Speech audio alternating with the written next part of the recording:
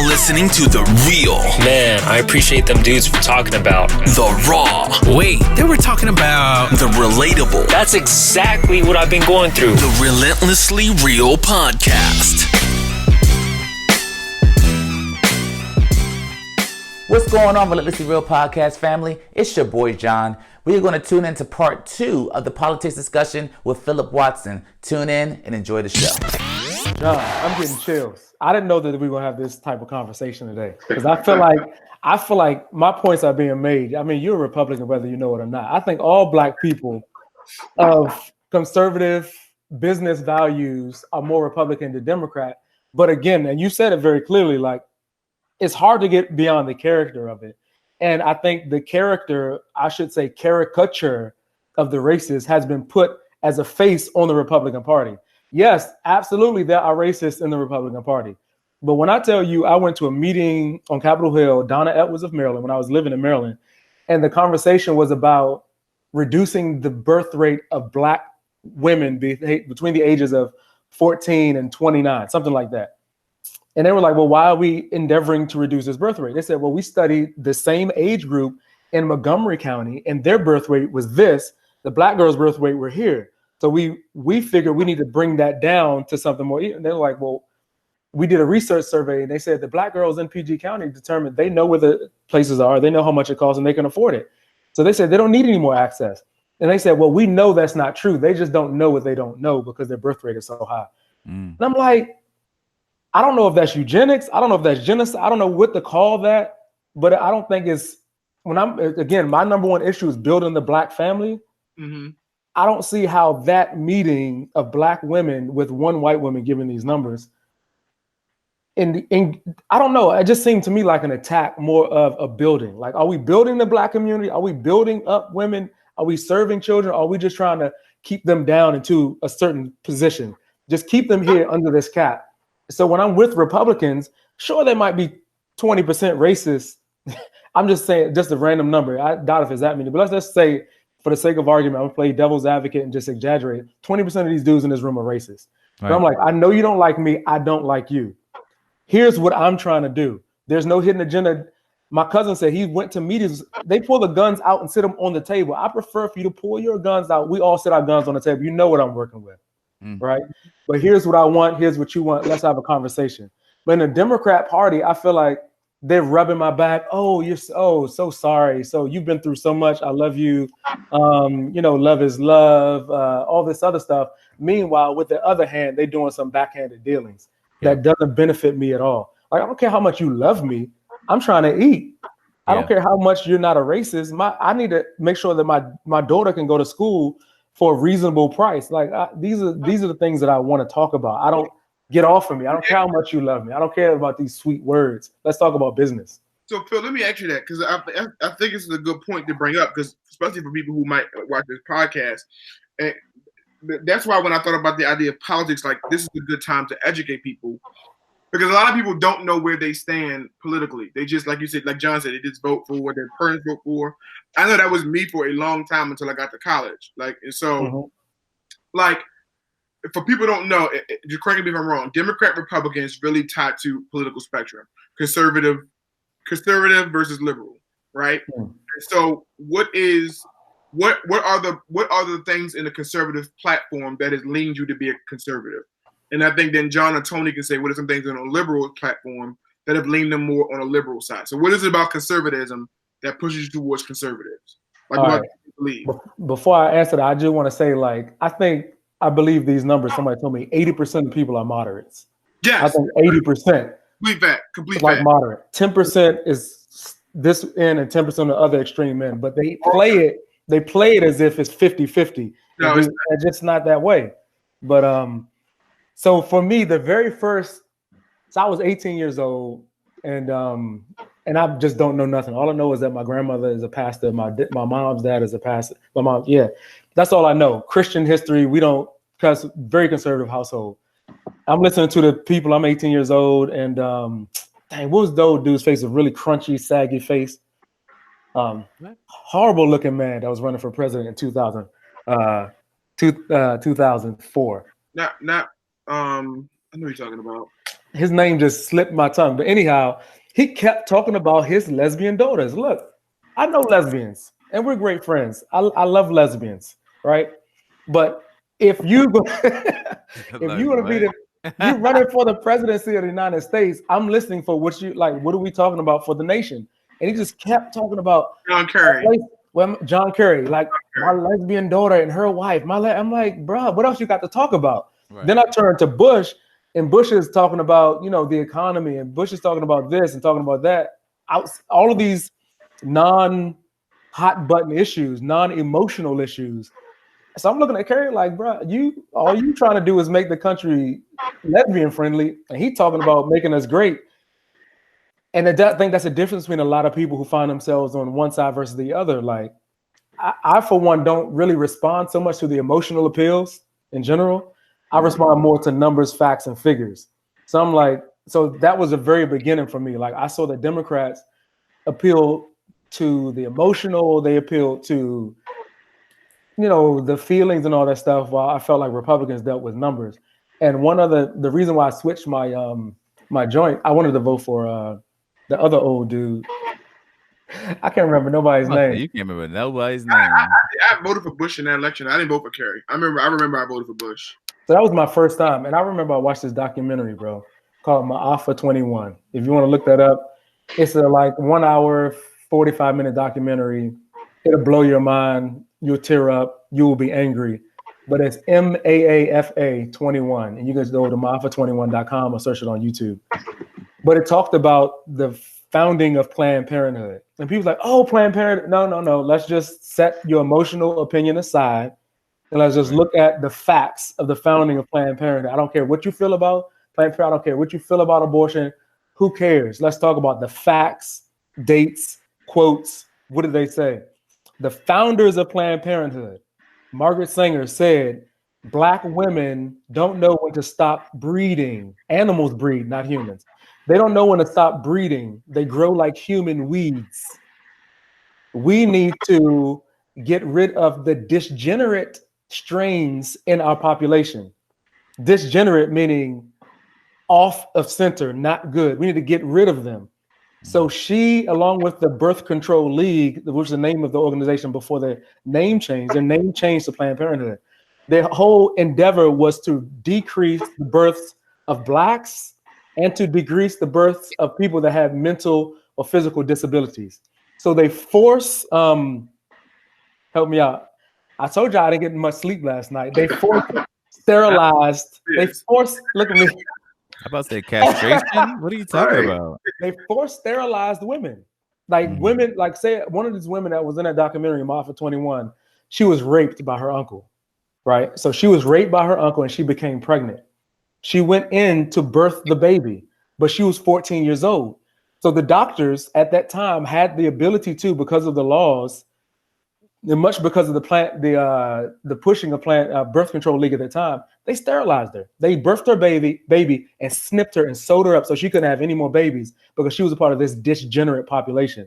She didn't find out till years later she's married, trying to have a baby, and found out, oh, I've been sterilized. I had no idea. So if you look at the history of that organization and you fast forward just 80 years and you hear Crooked Hillary saying, Margaret Sanger is my hero. She's a shero. I'm like, how could you say this? That's a slap in Black people's faces because we don't know that history. Right. Because when I tell people to watch Ma'afa 21 and they see it's an hour, 45-minute documentary about abortion and Planned Parenthood, I don't care. I don't want to watch that. But I'll watch 45 seconds of you telling me how racist Trump is. Right. And that's why we don't know. We don't know. Like, we don't want to watch things like that. That's tough. That goes against what we have felt is true. But that documentary, when I watched that in 2009, immediately changed my. And guess who gave that to me? A white person? No, it was a black guy, Black Republican. I was working. I met this dude. It was 100 Black Men of America meeting, and I met this black guy at that meeting. Didn't know he was a Republican. I said, bro, I was so impressed with your boss's speech. If we can work together, he brought me on. He let me watch that documentary, read some stuff, and I was like, yo, we've been bamboozled for real. We don't even know the extent to which we've been bamboozled. The answer is not in the Republican Party, but it's not in the Democrat Party. But if you talk about principles, the principles are Republican Party. So you're like conservatively, what are the things you're against? Like, so you're against abortion. Like, what are they? So I'm not. This is not a political thing for me. It's more of a. So my views on abortion are not actually complicated. I do believe that the baby in the womb is a life. I do believe that if you want to murder anybody, if I want to murder my neighbor, I have the right to go. I don't have the legal right, but I can leave my house now, go next door and murder him. Right. And then there could be ramifications for it. So a woman, that sounds really bad to say that. But I do believe a baby in the womb is a life. And it is her body. I don't think it's my right to tell her what to do with her body, but it's also my right. It is my right to say I don't want my tax money going to that. So as far as politics is concerned, I don't think the government should be at all paying for abortions at all. That should be a medical care issue, a medical insurance issue, not a government. We shouldn't be giving Planned Parenthood $500 million or 500, whatever it is, a year, because Planned Parenthood, its founders said we want to reduce the black population, and people say, "Oh, that was so long ago." But don't you remember the Donna Edwards meeting I just went to 2 years ago? They said the same exact thing. We're trying to reduce the number of births in the black population. I'm like, but people don't want to hear this because it's difficult to hear. But these are Democrats who are telling me that black people don't know when to stop having kids. Black people, and this is what I heard from another Democrat, they don't know what to do with their money. We have to tell them what to do with their money, tax them, and because they don't know what to do with it.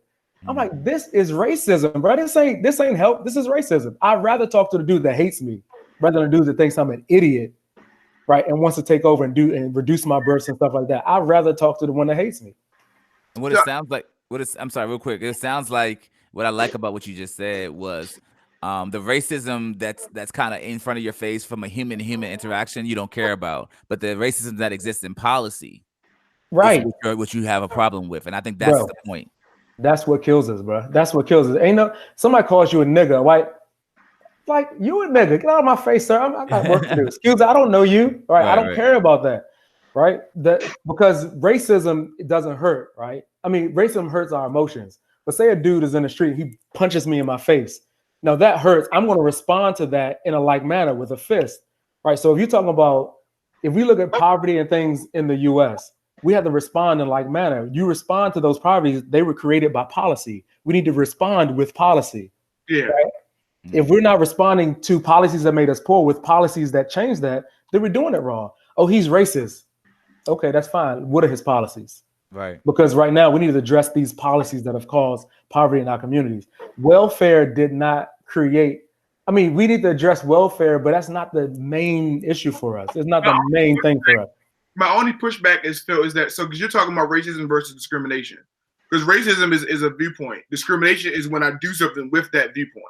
Now I have a policy, like I create a plan. Like if I'm a boss in a company, I'm racist, but because I'm in a position of power, I can now discriminate you because of racism.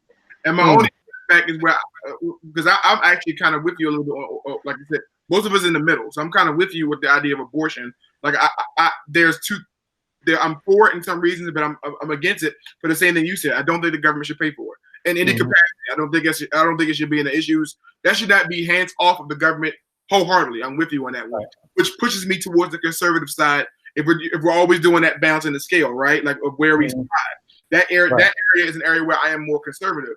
My only issue is with what John said is when it comes to character. You shape policies, or you can shape policies based off of how you are designed, which is why good people in government, because you can't it takes a lot of people to shape the right policy. One person can't write a policy, which is why not harping on Trump. Same thing with Obama. I don't give a lot of people give Obama credit for things that was not Obama. Like when I brag about Obama, I'm usually bragging about him as his character as a person. His team, the people in power made his policy. It was not him by himself. He was the figurehead. It's the same thing with Trump. He's the figurehead. So he by himself can't make a policy. His team can make great policies together, right? And so when I say that, it's like if I have too many people who have racist mindsets in those positions, they will make a policy and they may not do it on purpose, but they do it. They will make a policy that does not benefit people who are different. And so, and the same thing is said to Phil's point about Democrats. Just because I have somebody who's Democrat, they're still racist. So when they shape policies, they are shaping these policies without thinking about. They're thinking about their constituents. They're not thinking about you. They're thinking about their people. Like, and that might not include people who look like me or talk like me or etc.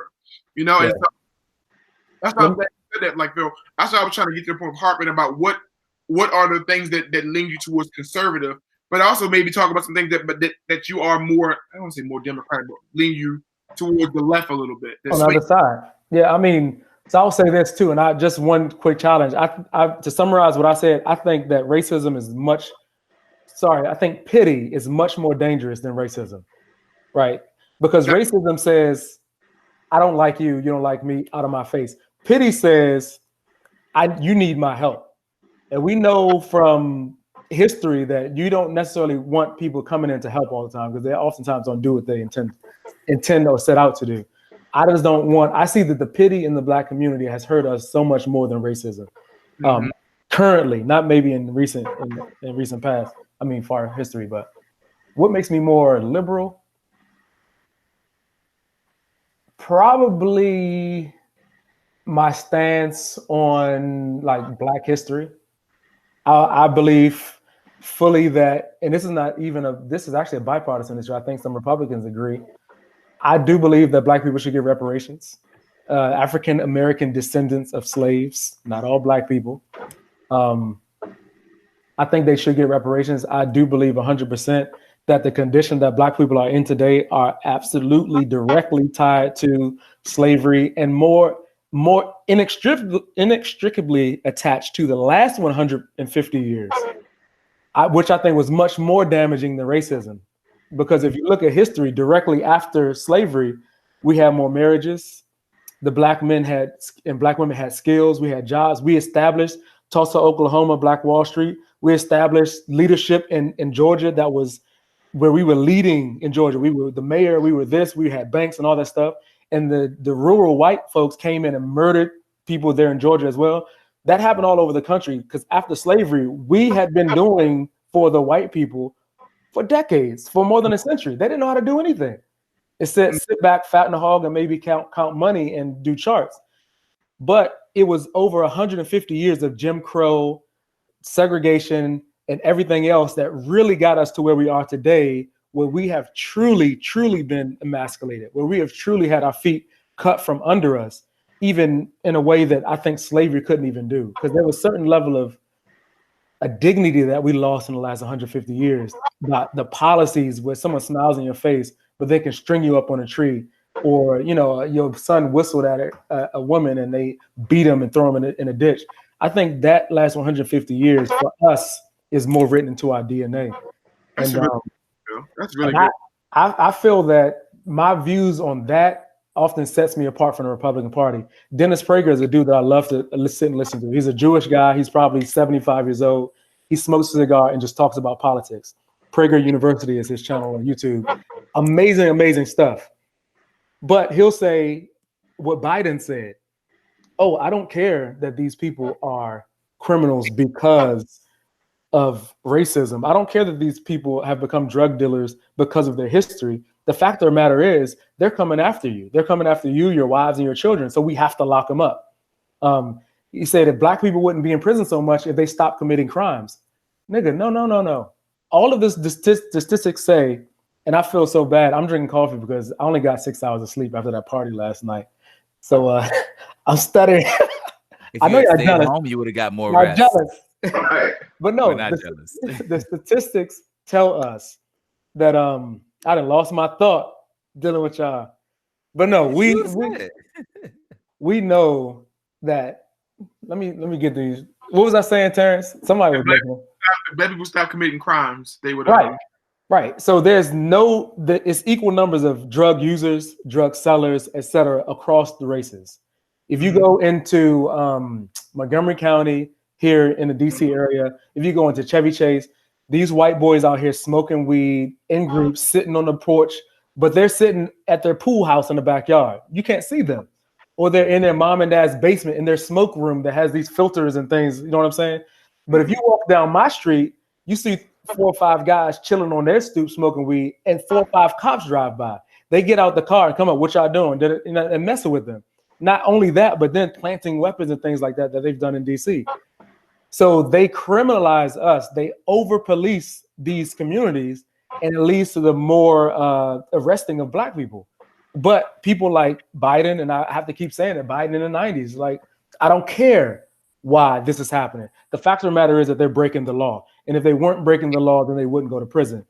And I'm like, that's an old racist trope. And I think that we see that in old racist white people across the board. But I think that does align me more with Democrats and more liberal thinking than Republicans, because Republicans are like, if Black people stop committing crimes, they won't go to prison. I said, bro, you don't go to prison because you committed a crime. You don't. You go to prison because you got arrested, because you got caught and tried and fined. And if we stop over policing, then we won't see that.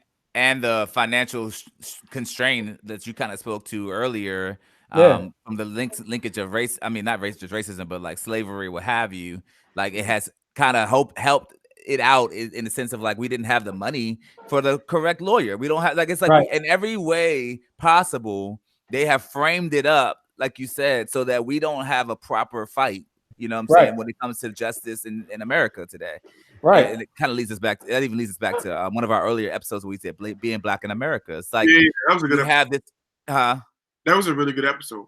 Yeah, and it just kind of talks about this idea of being Black and how I mean, even to the extent, I mean, we don't have to go dive deep into this, but just even to the extent of our psyche, how we think, the fact that we don't believe that we're even good enough to apply for some of the programs that Republicans offer. We don't even think about the fact that we're just as qualified because we've been allowed to perceive our thoughts, that the thoughts of America have kind of seeped into our homes. And we're like, well, how could I ever start my own business? And how could I ever do this? And now what's even funny is that with the 18% unemployment, we're kind of being forced to think of like, man, I don't got a job now. Now I have to be creative, and now I have to be entrepreneurial, because now the job that I thought I had that I thought would never fold over, it's folded over.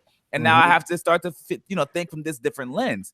I just think that a lot of the things you're speaking to, Phil, is a lot of what's kind of plagued the older demographic that doesn't necessarily have to transcend into the younger 30-somethings, where we could say, you know what, I don't think what my dad thought. You know what I mean? And my dad actually voted Republican. And oftentimes we talk about and joke about, him being a Trump almost, and to some degree we've had arguments because he's a Trump fan. Like he ain't just a Republican. He's like, to me, it's like you could be a Republican and not be a Trump fan. But if you say you're a Republican and a Trump fan, I'm gonna slap you on sight. You know what I'm saying? So, but he'll say his thing about Republican nature, but if you think about it, and where I want to push back a little bit to what Tia said, I don't believe there's any upper middle class. I think the middle class is gone. I think it's either you have and you have not. And I think that that's kind of been promoted through through our government has kind of made to be the point, right? Like think about it like that stupid stimulus. Yeah,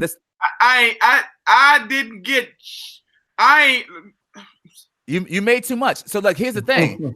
You made too much but not enough. But that's exactly. And that's the thing. It's like literally my wife's same thing. Like you make too much, but not enough. And it's just that gray area that we all stay within that they want to keep you within, right? Because if you did your research within the stimulus, yeah, you got your 1,200, but there is a certain demographic of people that made over $1 million that got $1 million+ stimulus from that 2.2 trillion. People that were millionaires got another stimulus, and I'm not talking about PPP right now, like the one the stimulus for businesses. I'm not talking about that. I'm talking about people that pay their taxes and they had made over $1 million, and they said, okay, cool, here's your stimulus. You don't get $1,200 because you don't have $1,200 type of bills. So here's your $1 million. And here's the thing that you got to be start to get frustrated about, like how the heck I need $1 million and you giving me 1,200.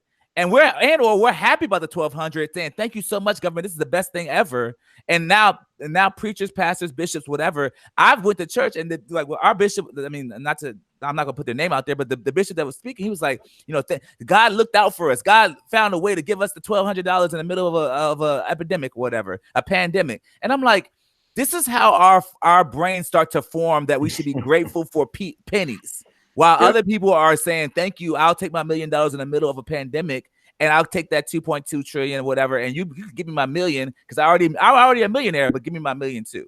It's just a whole thing of like, what are we doing to kind of feed this new idea of like, I do not agree with what my parents thought and think. I now have my own mindset, and I'm going to research my things for myself, and I'm going to see that your middle class is in fact dead. I thought I was middle class. I thought I had more than most, but the reality is there's a whole demographic of people. It's just period. You have and you have not, and then nothing taught us that more than COVID-19.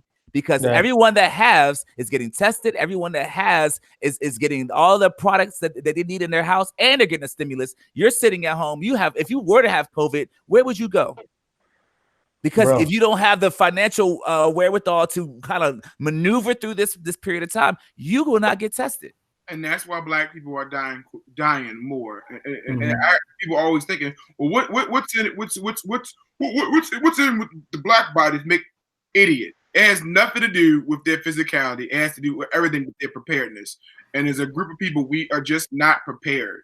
We're not prepared. And we could be prepared sometimes if we have made some better decisions, even with who we've chosen to lead us.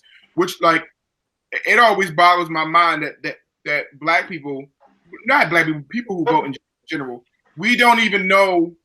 We put so much stock in the presidential election. And we put almost no stock in local elections. I didn't vote in 2018. It's not for the president. And I'm like, yo, are you kidding me? Right. Yeah. Probably more important. Like, you're picking your governor. You're picking your state. Your house. Like in Maryland, we have a House of Delegates. You're picking delegates. You're picking people who make laws in your actual community. And you mean to tell me you're not going to go to the polls and vote because it's not the president who, like, that to me is when we talk about educating, like, you should know your local congressman.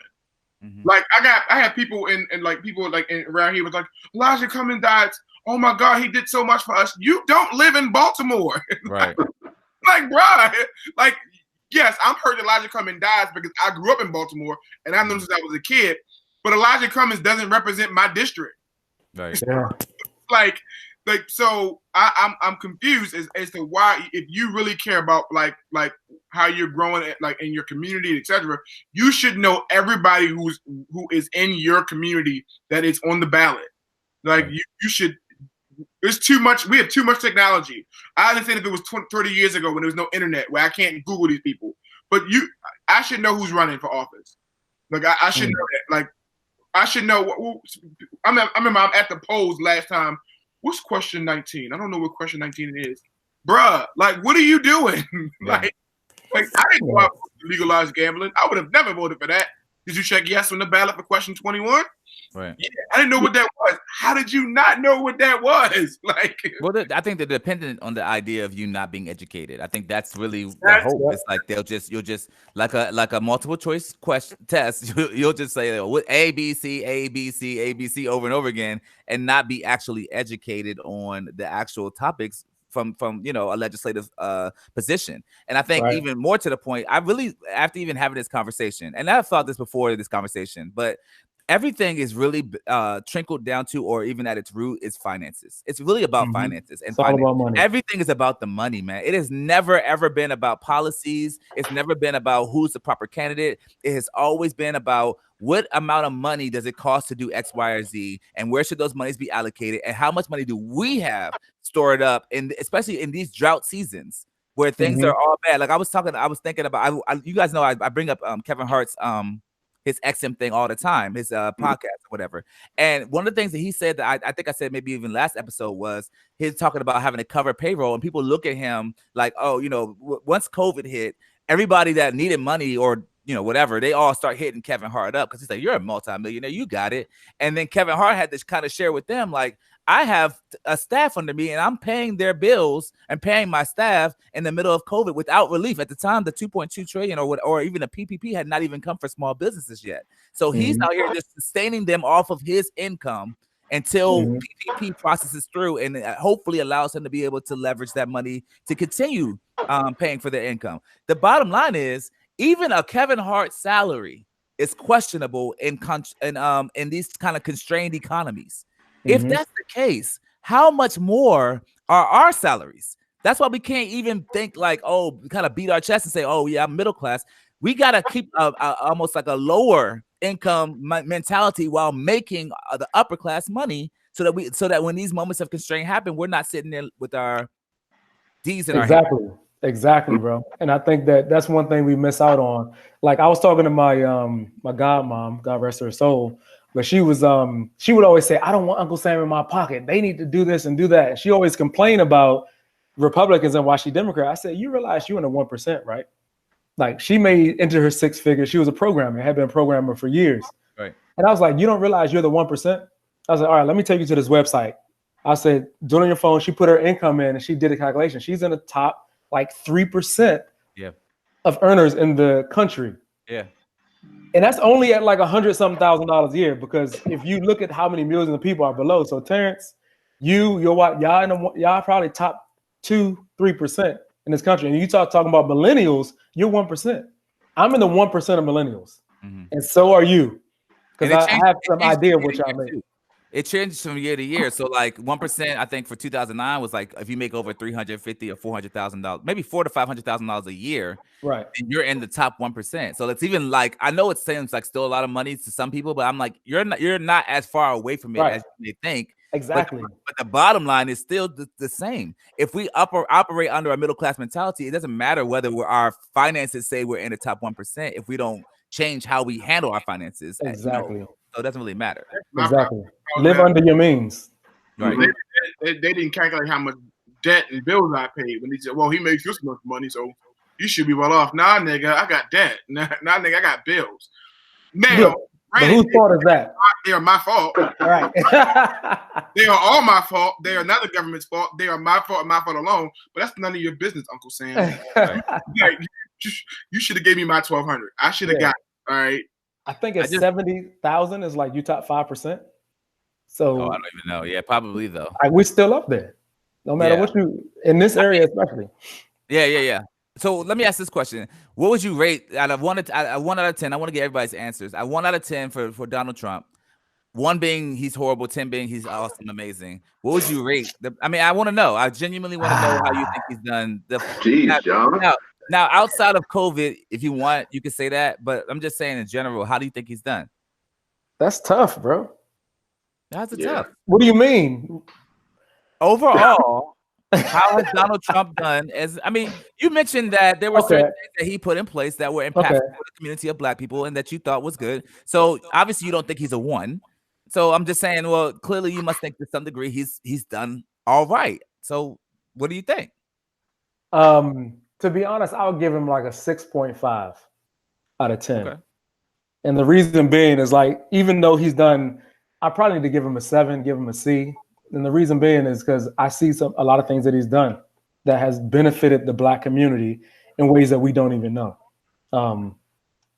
and benefited the Black family. But if you look at just the type of person he is, bro. And I know this even without me saying that he's a racist, because I don't believe he's a racist. What I believe he is a rich dude that came from a rich family that just had no exposure to Black people outside of his little circle. Right. So, and just like Africans, just like other, and I don't mean to offend anybody, but other people who come into this country view Black people because they don't know any, they view us as lazy. Not all of them, but if you don't learn differently, you could learn that we're lazy. We just have bad luck. We may be cursed, whatever. And I think that Donald Trump holds some of that. I don't think he's necessarily hates Black people because they're black. I think he looks at Black people as if they're just not winning. Like they can be great, but a lot of them just aren't. A lot of them are. So I say I'll give him a C because I think he's just ignorant of Black people. And I think that because he remains ignorant, he doesn't have the best image. And he doesn't treat Black people the best way on a personal level. I guess they're the things that he says. But for what he's done, policy-wise, I got to give him some credit. So I say a C. What'd you say, T? Oh, he gives it. If the economy had crashed, I would give him an E, but it didn't. And so, because when I rate a president, I am rating character. I'm rating their character. I'm rating their did they do what they said they were going to do when they campaigned? Did they make, and if they didn't accomplish it, did they make necessary steps to demonstrate they're trying to accomplish it? So it's not like necessarily your base, but you campaigned and you pretty much put your money where the mouth is and you went for it, that's why I rated Obama like so high, because it was very rare for me to see people who campaign, and usually candidates do absolutely opposite. That was just to get in. Then I'm in. Screw you. I'm gonna do whatever you do. I would say maybe a D minus. What's the number? D minus. 1 out of 10. 1 to 10. Like a 2. D minus. That's an F minus. Right. Yes, it's got to be an E. I mean, it's because he doesn't have good character, in my opinion. I do wholeheartedly agree with Phil said. I do not think he's pitchfork toting racist at all. I don't think that at all. I agree with Phil. But he does not. He does not even attract leadership to the world, which I gotta reduce, because as the president, you are the chief diplomat, and so we have more countries who now hate us because of him than gravitating towards us. So I have to at that point deduct points from you immediately. You're not even promoting us, our interest as a nation towards the world. They're going the opposite. So you lose points there. His only points for me to gain is from the economy. But the economy has stayed afloat. But some of that might be at the expense of other people, because I can't separate me caring about the low, not just the lower class, but at least the economy, the economic points, the GDP, the unemployment rate prior to COVID, they had maintained where they were before Obama left, and if not, got better in some regards. The GDP was growing. There was more production. He did bring some companies back to America, which is what he campaigned to do. I got to give him his credit for that. And so the economy side is, to me, his saving grace. Everything else, he has failed, in my opinion, tremendously. Okay, Tony. I was going to go with 3.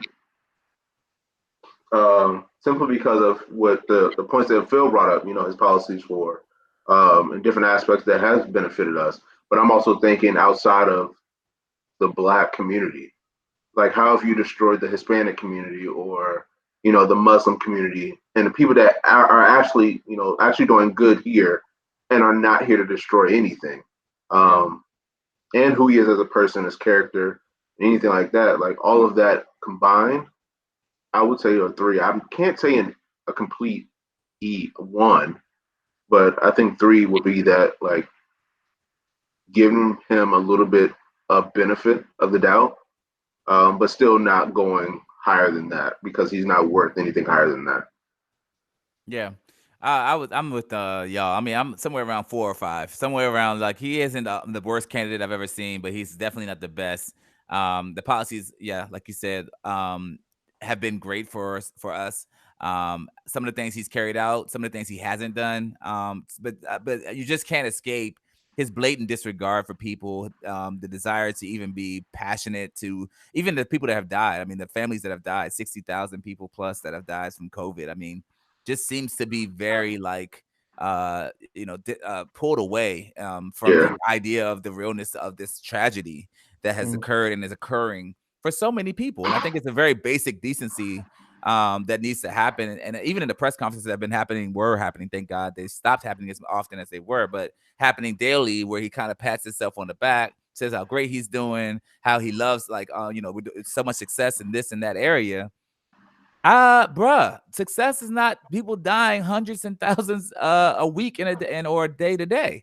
And I think it's hard to stomach some of the things you watch him say and do, just to be honest. But when it comes to some of the policies, so it almost kind of brings into question the idea of, like, would you want somebody that does the policies of what you're saying and be okay with their moral barometer being totally off? Like, it's almost like what would you do in that situation? Because, like, they're handling your stuff, but their moral compass is just like trash. It's like, man, what are you doing? Yeah, I think of, like, Phil's point, because Phil knows I'm not like Phil knows I'm not a Republican, but I'm so moderate that I'm not anti-Republican. Does that make sense? Like I'm not anti-Republican at all. You know, but it's to the point where like I almost find myself like I could vote for at this point any other person on the Republican ticket besides Trump. I would pick like anybody. Like it's really bad when I kept this is like before COVID. I'll give me the idiot. Give me Bush back. Give me the idiot. Yeah. I'll take him back. And I'm just being honest. And this is the same guy who literally who his camp tanked the economy. Like, makes sense? Yeah. And that's sad to say because I'm judging myself through Phil's lens. Like, well, then you are an idiot, Terrence. Because like, why would you want this guy back when the other guy at least does not take the economy? But like John said, at least I felt like he was the guy that we said was a racist.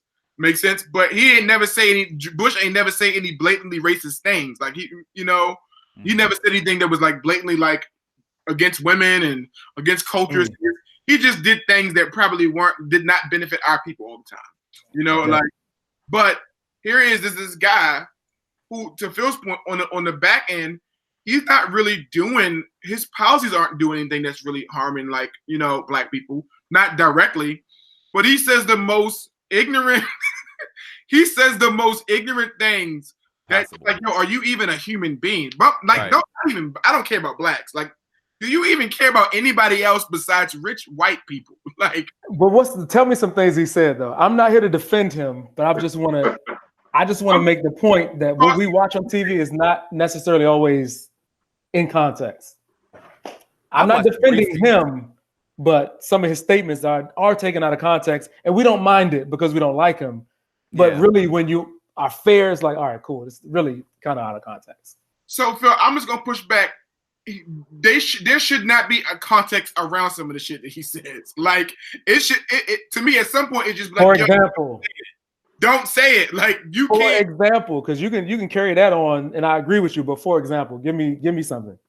Like grabbing women by the pussy. I don't care. I don't care. I'm talking about disparaging comments. Some women love to be grabbed by the pussy. I think it's just. I'm talking about things he said about Mexicans, about blacks, about women. His initial point to me, his initial campaign launch. They're coming over here. They're raping our people. They're criminals. You can't say that. Okay, so that's one that I was thinking of out of context. So let me be fair. Even if you think that, you can't even rap. To me, if I'm running for the highest position on the planet, I have to know if I say this like this in any capacity, it's going to offend a large group of people. You can't say it. But do you not vote for someone because he doesn't know how to frame his sentences? Yes. Or I think that's silly because if you look at the statement in context, he said that they're coming over here illegally. And it's verbatim, and you knew what he meant. He said, and some of them are not the greatest people. No, that's the sentence. I'm not asking you, I'm telling you, in context, he said some of them. He said they're rapists, they're da-da-da, they're drug da-da-da. He said some, and that's in context. And everybody knew that, but because we didn't like him, we just went ahead with he called all Mexicans. Let me tell you what I'm not about to do. No. Okay? Not to what your statement is. I'm not even talking about your statement. I'm talking about overall. I won't even begin to try to find content because of all the things. No. You say what you want to say you say it doesn't exist. I will allow you to think what you believe and whatever. Hey. I know for sure this fool has said hundreds of things that have been inappropriate, and I'm not even gonna go through it all now. Inappropriate. I mean, hugely inappropriate. All of us. That said things inappropriate. We're not president. Not with the camera on us, we haven't. Exactly. Not with the camera, we haven't. I've heard some inappropriate things on this podcast. I'm also not ready to lead the free world, so I would not. I literally would not. So, I see your point. I don't see. No, I'm not. God, the point is. Go ahead. I'm sorry. No, you go. Your point. I'm just saying, if you don't like someone, it's cool. I just have never developed that whole, if I don't like you, I'll smear you and lie on you type thing. I don't care how much of a racist this dude is. It's just like Terrence said earlier. I don't care how much I'm being helped. Something you said earlier, I said that's why black people don't got nothing now. So to my own detriment, if I don't like you, but I know someone is defaming you in a way that's not fair, I'm going to defend that person. And people then have called me a Trump supporter because of it. I'm like, no, you can give me 10 things. Like you could talk about the joint where he said there were good people on both sides. Yeah. I, unlike most people, went back and listened to the entire speech because I wanted to get the energy of the speech. I wanted to get what led up to that point and what he said after. I wanted to get the whole entirety of it.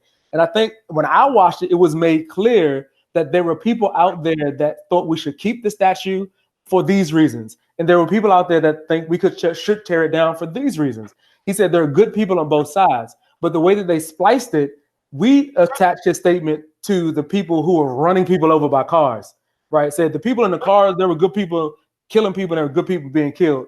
That wasn't the context of his statement. The context of his statement was that the demonstration that day was about the tearing down of a statue that had been here for decades. Some people thought that we should keep it because this guy done X, Y, Z. Just like you look at the name of some roads, not Harry S. Truman, there's some really racist people in this state that have names of roads, buildings, and stuff like that. We slowly tearing them down. There've always been some people like, look, yeah, he was a racist. He might have owned slaves, but he was the president. Or he was this, right? So I'm just saying it's in context. Usually you find out it wasn't as bad as they told you it was. I know, Phil, but like it's been as bad as they told me it is. And let me say this: two things can be true. It could be true that the news institutions are splicing it and saying, oh, making it credit to their point. And also, there have been times where he's done a full briefing with no splicing. I'm watching it happen live, and I'm sitting there in disbelief from the things that are flowing outside of his mouth. Offline, send me one example. Offline, send me two. I'm gonna send you 5. I'm gonna send you 5 just for good merit. Do. Yeah. At this point, this part, my mind goes to movies, and I remember this scene in Avengers when War Machine, which is Don Cheadle, and the girl were looking at the dude dancing from Guardians of the Galaxy. He's like, oh, so he's an idiot. That's how every time I see Trump. Because your point, like, yes, Phil, yes, are they splicing it? Yeah. But I'm like, bruh, you have been in this office now for 4 years. Use a speechwriter, stick to your talking points. But he never does it. And I'm like, so you're an idiot. Like he is the most, if he's not racist, that's my point. I cannot elect an idiot. I cannot vote for an idiot. At that position, I'm so sorry. I am voting for a 29th Amendment. That's where I think we are, 28th. I think we need 27. There needs to be a rule in which the person who leads the highest country of government needs to have some type of political experience. If Trump has not made that so, I'm sorry. I'm over anybody else trying to lead a company. In no business can a person lead the company who has never worked in that, field, never done anything. What are we doing as a society? How does this person run a company and has never done anything in regards to what that company? Nothing. And truthfully, honestly, Obama opened that door. Obama was just as not. He was just as not in line to be 2 years, bro. Right, 2 years, 3 years. I'm just saying. Listen. 2 years. All I'm saying is that listen. Before Obama, there's never been a candidate like that has only had a few years experience and then became the president of the United States. Obama he had more than that. We're not talking about just his national experience. He also was a local government leader. He wasn't. Here's the overall point. All I'm trying to say is that years up into that, before that moment, Obama was the first time anyone with that lack of experience to some degree and that age bracket to some degree was like, oh, he's a little young and he's maybe not as experienced, but he's talking well. He says this thing, and had a grassroots campaign. Basically, he won the election. All I'm trying to say is he gave credence to the idea that maybe the person doesn't have to be, as thorough as previous candidates have been. That's all I'm saying. He opened that door. I will lend out his law degree, which also cancels that because he had a degree. He has a degree. I agree that he had a law. Look, I'm not justifying Trump being in office. Let me be clear. If there's any lesson that should have been learned from this is that, dagnammit, there should never have been an individual in office that has not proven his track record prior to being in office. But all I'm trying to say is that the door opened slightly and cracked open slightly because of Obama being president. I got you. That's all I'm saying. Trump Tony, did you have one or you want to? Oh, No, you're good. Okay. Y'all bringing up everything that I'm thinking, so I'm just sitting. Okay, so here's the last one. We're gonna get ready to wrap this joint up. What will be some of the best advice you could give people or give our community about the polls coming up in November? Like, what's some good advice you would probably let people know? Like, man, you probably should think about this, talk about that, research this prior to you voting.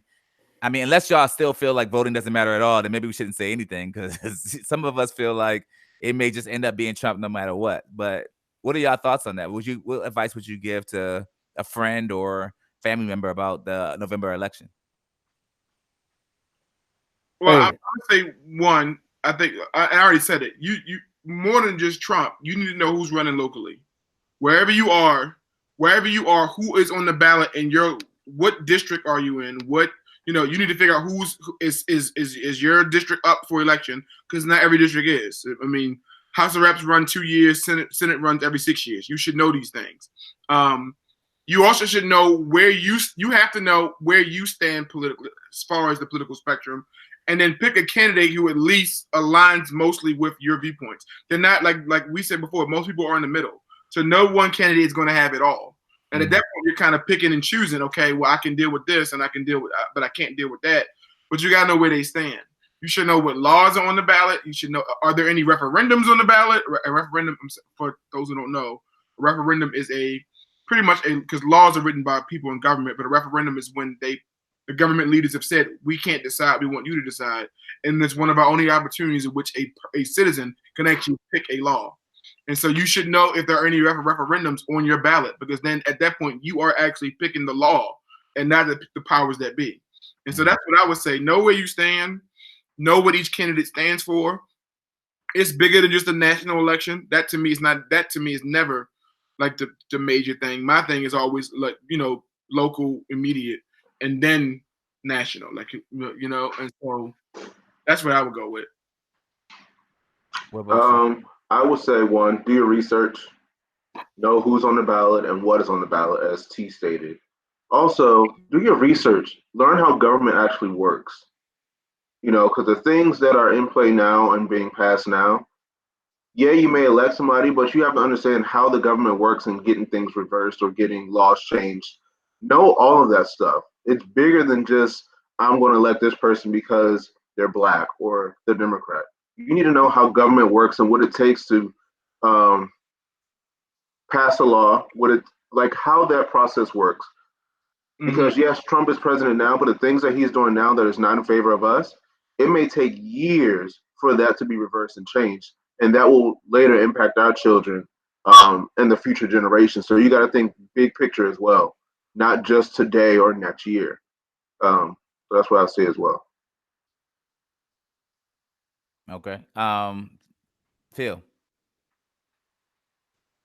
I would say, bro, more than anything, before you know anything about anybody's name, you need to know what you care about. And I think that's where we really, really fail to find significance, where other demographics find all the political significance in the world. We don't know what we want. So like I said, for example, my main thing is the family. Why? I don't know. Something funny, John? I'm sorry. Watching cat videos while we on the podcast. What videos? Cat videos. But no, I really think that that's really why we are in the position we in many ways, is because we come up to the ballot box or to the pamphlets as a blank slate. I'm here to serve, right? I'm here to be somebody's slave today. Let me go through all these candidates. Let me pick one bro. No, you Black people, we need to see ourselves as sovereign. And I think the other demographics see themselves as sovereign. And what I mean by that is, if I am sovereign, then I have initiatives, I have a purpose, I have a business, I have family, whatever, political things that I want done. And when I determine what those things are, informed by my faith, informed by my business, informed by my upbringing, whatever forms my personal beliefs and needs, then I go to the ballot box and look through to see what these people are doing. And I may look through and say, nobody's doing nothing that impacts anything that I care about. Right. And then at that point, then like, okay, cool. Then you contact them and say, hey, what do you think about this? You research, what do they think about this or that? And when you find that person who's willing to partner with you, it's active. You can't be a passively. That's good. You can't be passive in this political game, or you're just a pawn.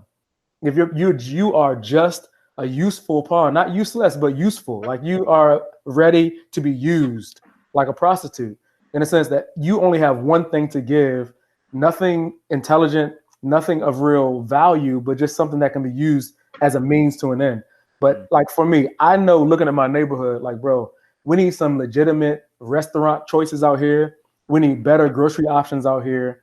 And we need probably some better surveillance. So when I'm going towards people who are running for office, I'm like, yo, what are you doing to bring small business to this war? Restaurants. What are you doing to do these things? I looked at your platform. There are 12 things that you said I should care about because you care about it, but I don't care about none of those things. What are you doing about this? And I think when we really figure that out and we're informed, not informed voters, but informed investigators, investigating the candidates as an informed person, then we'll do better for ourselves and our community. Yeah, I love that. I think what we're saying to some degree is not only being knowledgeable, but starting to form some sense of community-driven thought processing. Like, of course we're understanding certain things, but as a community, are we kind of like controlling the way legislation is voting because of how we have congealed our views into one thing that we're saying, you know what, we're not going to take it anymore. Yeah. Where you just kind of, like you said, be a pawn in your charade of a election process. We're not going to do that anymore. We're going to be informed. We're going to have these discussions. We're going to start to, we're not just reach out to our local government, but like really take it serious to say, as from a grassroots perspective, we'll have the difficult conversations or the conversations that need to happen that maybe it says, hey, low income individual, you don't got to stay like that.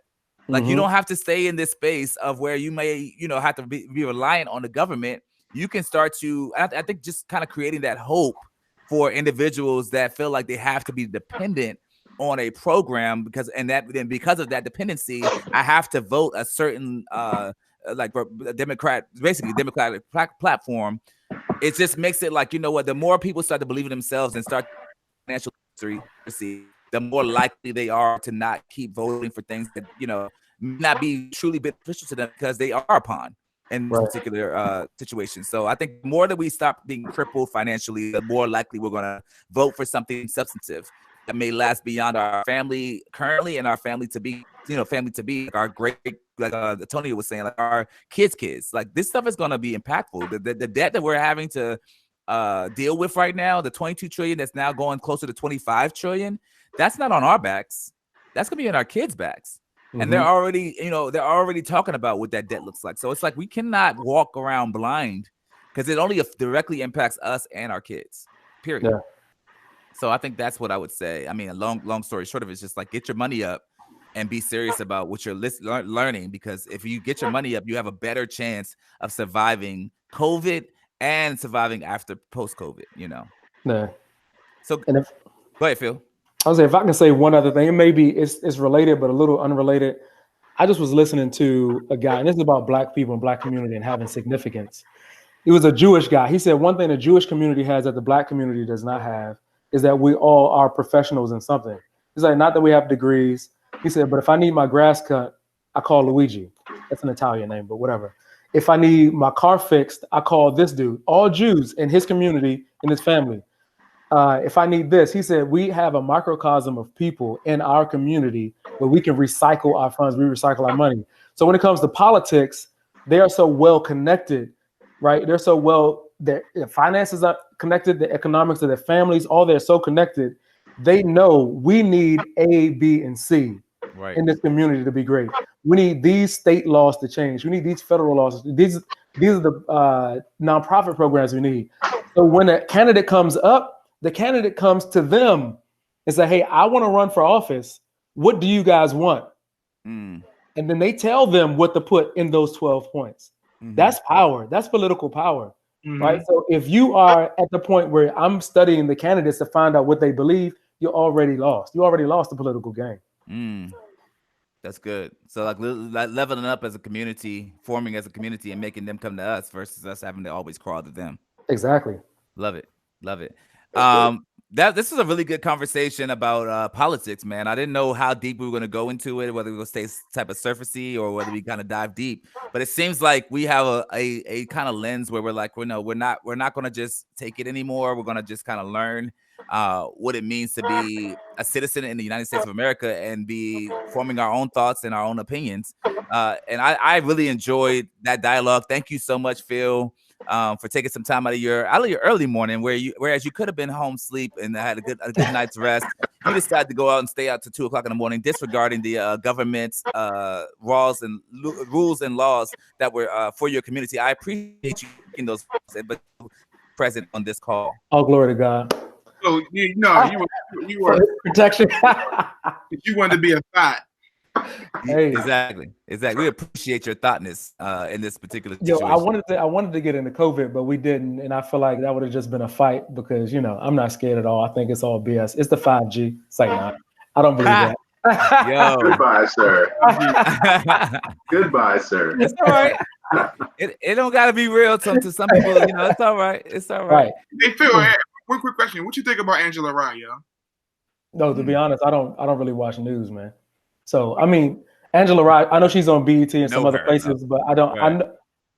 Honestly, I could not tell you one of her views. I couldn't pick her out on the photo lineup. I don't really watch. Well, she be laying Trump out every day. So if you're a Trump fan, you definitely. If you want me to send you some videos, that's the first place I would start. It's just send you to her page because she. Yeah, I wanted to do some study, man, before I got on. I would have loved to watch some of her videos and I gave you a full response. But yeah, I don't know, bro. Anybody who's too emotional about politics, I put them into entertainment category. This is political entertainment. Yo, could you imagine if she was like on this joint and he said that? Like, hey, that's what I would have. She would have beat the brakes off him. Phil and Angela Rye, like, right. It's just emotional. Hey, it is. It doesn't take all that, bro. It doesn't take all that emotion. I would look at her like, okay, very good. Give me a box of popcorn, like. Oh, shoot! It's just all that energy, bro. It's just too much. Check her page out because I would love to see y'all together on some type of platform. She would be all up in your African garments. I'm telling you. I would have to use some debate tactics, bro, because usually disarm people. They might make a connection, like they might end up dating. There we go. I was just about to tell any of our listeners that this African model is available if you're looking for the COVID boo. Yeah, man, you get into them COVID DMs. You're gonna be going out because he's still going out, so you will not. Hey, I've been inviting a few out. They scared, bro. They scared. As they should be. There's no reason to be scared. I'm like, let's get COVID together. And die together. Good strategy. No, but real talk, my family, most of us already had it, but that's another conversation. Oh, we already had it. Throw that grenade in there and walk out, huh? Don't make this that thing at the end. Now we seem like a bunch of a-holes if we don't get concerned. Oh, they did anyway. Real talk wrap up. Like what? It's not that serious. It's not that. Add an echo to that. It's not that serious. I won't add anything. Actually, I'm gonna beep that out. Go ahead. Can I add? I just want to present or offer a segment called Coronavirus Confessions, a COVID quarantine confessions. Quarantine confessions. Okay.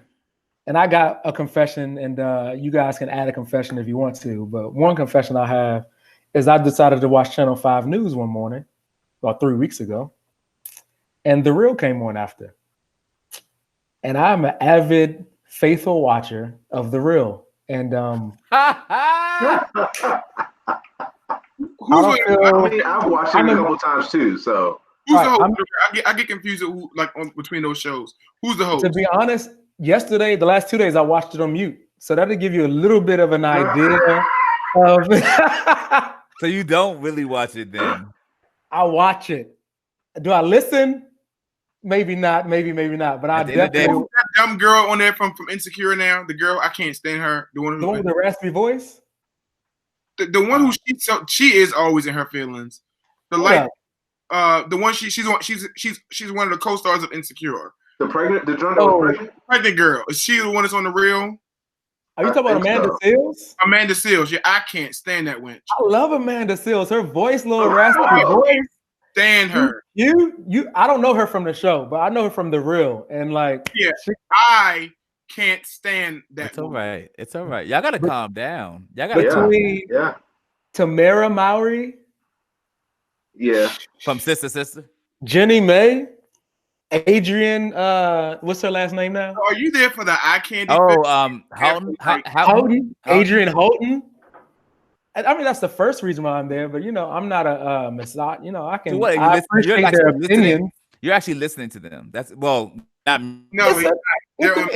it is an entertaining show. I enjoy the show when I watch it. And one day they interrupted it with this whole hurricane report, and I was pissed. But that's my quarantine confession, bro. I don't know if anyone else has any. The Real watcher. Good. No. Yeah, I think one thing we will do that I think we should think about is like, what are we all watching during this COVID-19? We'll probably make the next episode about what are we watching, what's good, what's bad, what's stupid. Because I know Black AF came out, and I know Phil has Phil has some views about. Don't disclose any views right now because we're gonna do it for the next episode. And Phil, we want to go ahead and invite you on that next episode right now, so you can come on in there.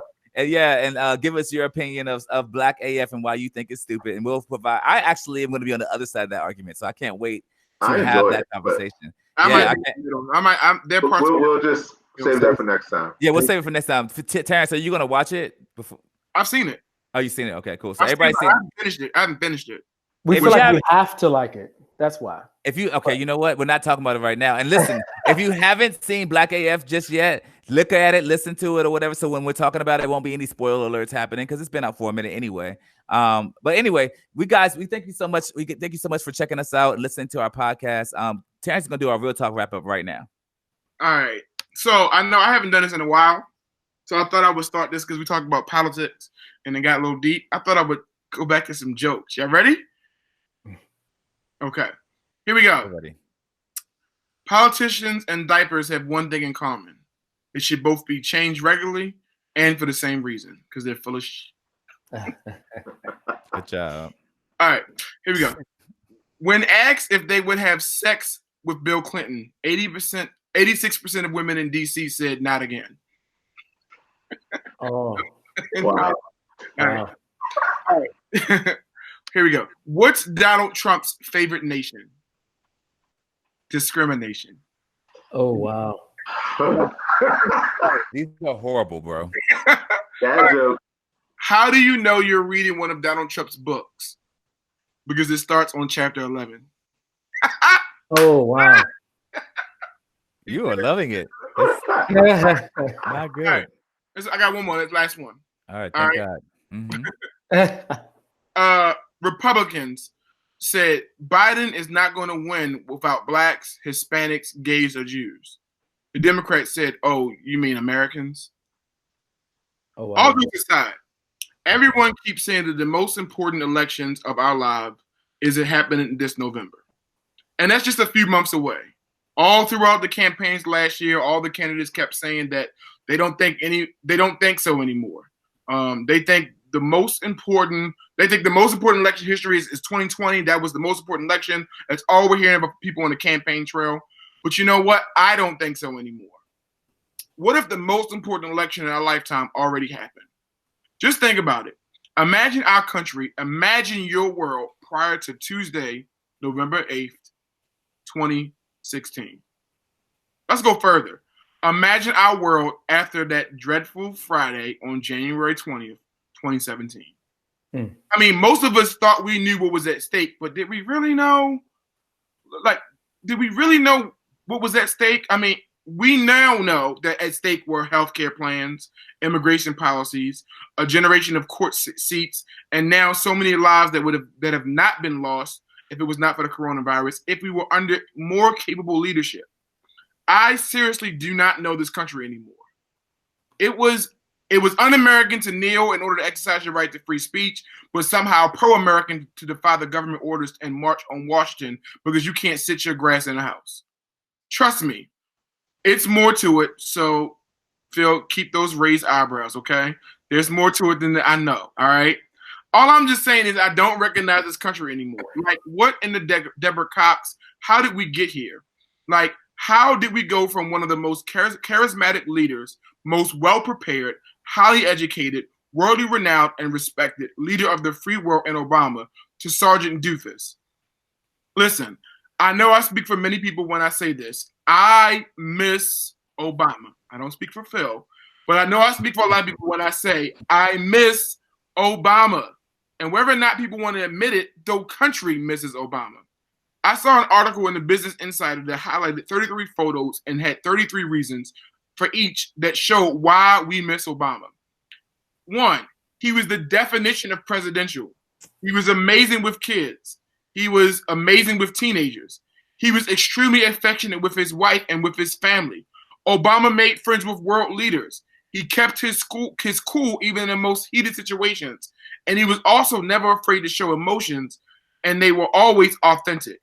Did he always make the best decisions? Of course not. There are actually, believe it or not, several areas in which I think Obama has failed us and could have been a better president. But the one thing about Obama is I never doubted his authenticity. I never doubted his heart. I never doubted his preparation, and I never doubted that he at least acted in the best interest of others and the nation. You see, being president is not just about your constituents. You no longer represent those who elected you, duckface. You represent all of us. So yes, I am a Democrat. But unlike most, I know why I'm a Democrat. I know where I am on the political spectrum. And that's important. I am a progressive, but I find myself, as we talked about earlier, in the middle. Yes, I am all for equal rights. However, I wholeheartedly think that this nation has pulled away from certain values. I do think we should legalize marijuana, largely because of the inequities the policy represents. But I don't think taxing the rich in order to pay for the poor is the go-to for everything. In fact, I think that's a horrible idea. I do think we should put a limit on guns, and I do think climate control is a real thing. However, at times, I do think we should put our nation first above all other things, which is one of the areas I do appreciate Trump. Just want to throw that out there. To sum up, at times I swing left, at times I swing right. Pause. All right. Yeah.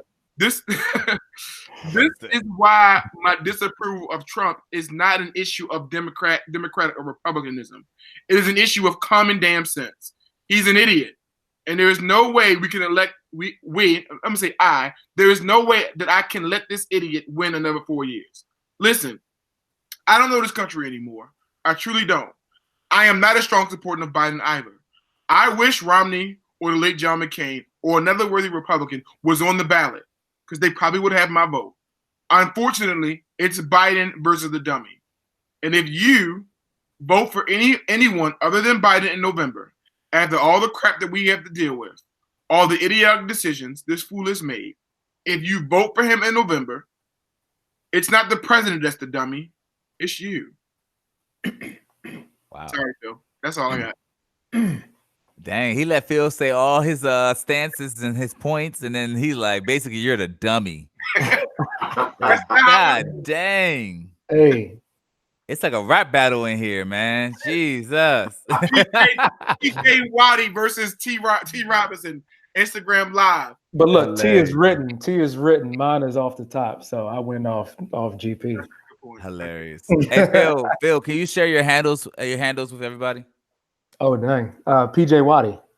Anywhere and everywhere. PJ WATTY. I see you, bro. I thought that PJ Twatty for the longest time. Right. Look, anywhere and everywhere. That includes Cash App, Venmo, Zelle at PJ. Ain't nobody giving your Republican tail no money. I request some money from you. Right. I was going to say, get that request. I want to request right now. Uninvited requests get blocked immediately. As always, guys, thank you for listening to our podcast. And we want you guys to follow us on Facebook. We are trying to clean up our content on Facebook, and we're hoping that you guys will share the podcast that you listen to and that you enjoy. Again, we're also on Instagram as well. You can follow us at Relentlessly Real Podcast. Again, that's Relentlessly Real Podcast. If you want to submit topics, you can submit them to relentlesslyrealpodcast@gmail.com. Now, again, that's relentlesslyrealpodcast@gmail.com. We would love to talk about whatever you want to hear about. We honestly are here to serve you. We're here to talk about things that are important to our community, and we want to make sure you guys are enjoying this COVID, even though it's not, the greatest situation of all. We want to keep content flowing your way. So whatever you can do to offer your support, spreading the word, telling people about us, putting it on your Instagram, Facebook, Snapchat, TikTok, whatever social platform you may have. Additionally, man, we really would love you to like leave a what is that thing called? Leave a review. No, that's not S. A review about our podcast, and like tell us what you think.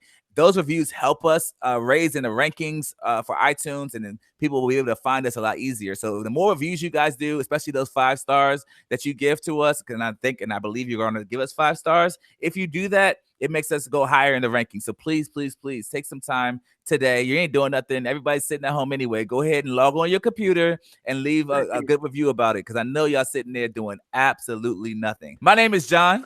I'm Antonio. And as always, I am Terrence. Still Terrence. And we have Phil on the line with us today. Hey, Phil.